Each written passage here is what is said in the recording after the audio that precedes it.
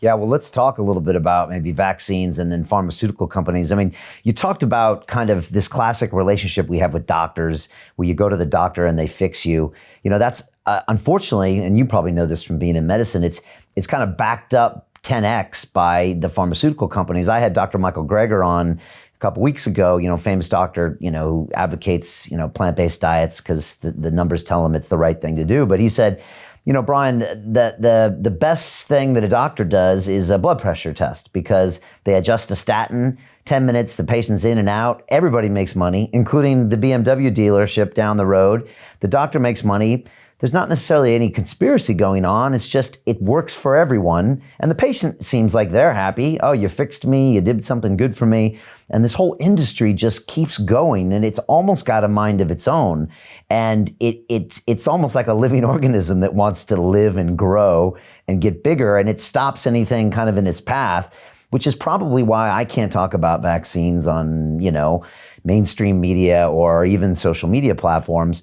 So you got that running, and then now you've got the potential of a vaccine, which again brings these companies in there as well. Maybe speak a little bit on that pharmaceutical industry and how it affects the whole relationship we have with doctors. And then I'd love to get in and talk about the whole concept of a vaccine and what's right about it and what's wrong about it. Yeah, so the industry is certainly a machine, and what you just described, you could have easily just been standing in front of a medical school class describing cancer. It is a machine that is self-proliferating, self-serving, and self-reinforcing. And so there's nothing within the growth of the machine that can slow itself down. And so it is a perpetual motion machine that takes more and more energy to drive it, and it can't produce its own energy, so it has to extract it from the environment around it. That's how a cancer grows. And so the medical system, and I would argue the prison system, and I would argue the military, industrial complex, all have the same problem in that they are chasing symptoms of a collapsing society in those cases, and constantly winning the game because they make more money for those that are running the system. And so it is not a conspiracy theory at all. It is capitalism at its best work, really. But it goes deeper than capitalism. It's humanism. The humanism, philosophy that we live is that we are in conflict with everything around us, and we need to kill everything else so that there's more room for us. And in that, now, with just what we've talked about over the last few minutes altogether, you start to realize we are in all of those systems destroying biodiversity. And so we can destroy biodiversity in human societies. We can destroy biodiversity within microbial systems.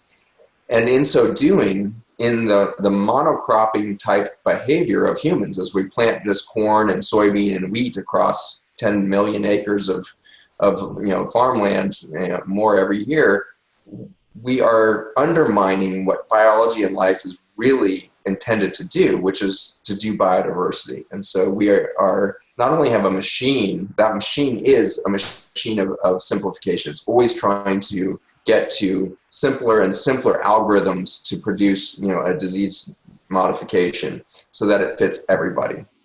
And what you mentioned earlier that, we saw that one of the main likelihoods of mortality from what we were calling corona deaths was not coronavirus at all. It was actually comorbidities of cardiovascular disease, diabetes, and kidney disease, which none of those three have anything to do with the physiology of the virus per se. And so it was begging the question of, well, why are those three populations the ones? Why isn't it the patients that have chronic asthma, emphysema, and all of that are the top ones there? Why isn't it the lung patients that are so at risk for this respiratory virus, as it's been called? And as it turns out, those three categories of patients have to be put on the same two drugs. And so, as I was saying earlier, the machine is trying to find simpler and simpler algorithms so that the complexity of a day of a physician can be executed quickly. So you need a doctor to come in and see do pattern recognition and then immediately say, these are the two drugs you need. And in the very extraordinarily complex disease pathophysiologies of cardiovascular, cerebrovascular disease, diabetes in the liver, and kidney disease, All three of those have now been boiled down to a clinical algorithm that you just have to put them on a statin drug and an ACE inhibitor blood pressure medicine, and you've won the game as a physician. You can check those two boxes and say, I just practice the standard of care for any of those. Now you're talking about nearly 1 billion patients worldwide with one of those three conditions. And so we've boiled those three conditions globally down to 2 medications, and those 2 medications pertinently change the terrain of our lungs to overexpress the receptor for coronavirus.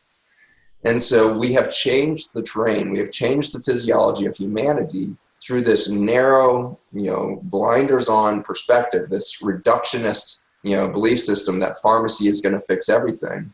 And in so doing, we made the whole population prone to a disease, event that actually had very little to do with the virus at the beginning. And it had to do with a change in the terrain, just as the weed is not the thing that comes and attacks the farm. The farm is failing, the soil is failing, and therefore the weed shows up.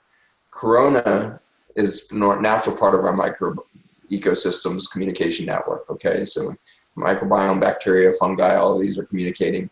Corona is there as a communication network. As if it starts to develop an abnormal relationship with our terrain, it's because we've modified ourselves. And nowhere is that more obvious in this pandemic than those 2 drugs of the statins and the ACE inhibitors.